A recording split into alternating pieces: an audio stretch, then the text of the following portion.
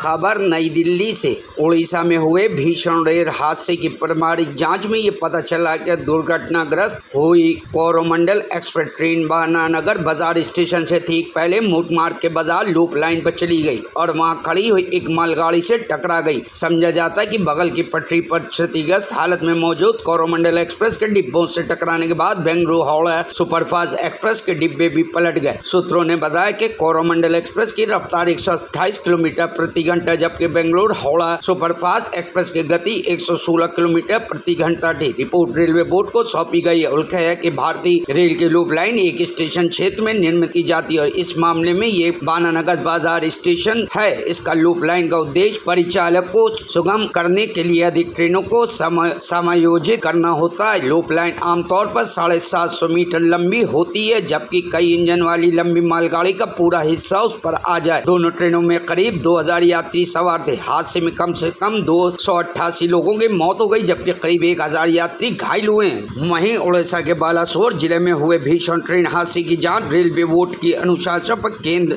जांच bureau (CBI) को सौंपी गई है। हादसे में मृतकों की कुल संख्या 288 नहीं बल्कि 275 है। उड़ीसा के मुख्य सचिव प्रदीप जैना ने बताया, रेलवे ने शनिवार को 288 मौतों की जानकारी दी थी। बाद में पता चला कि गिनती में गड़बड़ी है और संशोधित संख्या 275 ही है। रेलवे बोर्ड के सिंगल के प्रधान कार्यकारी निदेशक संजीव माथुर ने बताया कि प्रारंभिक जांच रिपोर्ट के अनुसार 12,841 कोरोमंडल एक्सप्रेस के लिए पहले अप मेन लाइन के लिए सिग्नल दिया गया था लेकिन तुरंत ही इसे हटा लिया गया। इसके चलते ट्रेन लूप लाइन में प्रवेश कर खड़ी मालगाड़ी से टकरा गई और कई कोच बेपटरी हो गए। में भी हैं, उनसे भी जाके मिल रहा है।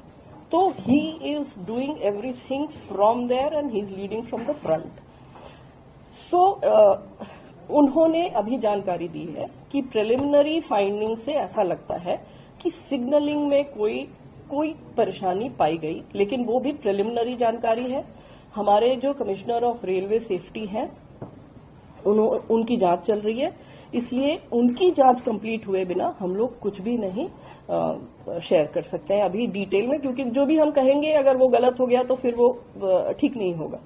इसलिए हम भी अभी इंतजार कर रहे हैं कि वो अपनी फाइंडिंग्स हमें कंप्लीट डिटेल्ड फाइंडिंग्स हमें बताएं, जिससे कि हम लोग पता कर सके कि क्या कारण था जिसकी वजह से ये दुर्घटना हुई।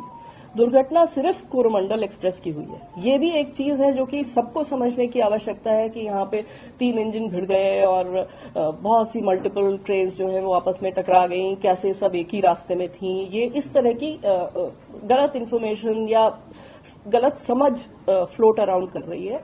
तो उसको क्लैरिफाई करने के लिए मैं दोबारा ये बताना चाहती हूँ कि सिर्फ एक ट्रेन क्षतिग्रस्त हुई, एक ट्रेन का एक्सीडेंट हुआ जो कि कोरोमंडल थी। उस ट्रेन किसी कारण, जिस भी कारण के वजह से, जिसको हमें पता चल गया अभी डिटेल में कि क्या कारण था, वो जो एक्सीडेंट ग्रस्त हुई और अप लूप लाइन में जो आयरन ओर की ट्रेन खड़ी हुई थी, जो मैंने आपको बताई मालगाड़ी, उससे टकराई। उसके ऊपर उसका इंजन चला गया, उसके कुछ कोचेस चले गए और ये इतना तेज इम्पैक्ट था वो बेसिकली इसलिए था क्योंकि ट्रेन अपनी फुल स्पीड पे थी। 128 kmph पे मामूली चीज नहीं है। और दूसरी इशू ये था कि वो एक आयरन ओर की ट्रेन थी जो कि बहुत ही भारी ट्रेन होती है।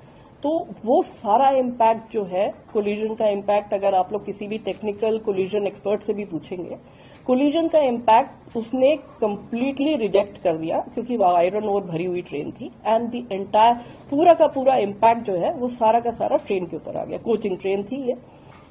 अब इस bureau report, news hub Bharat.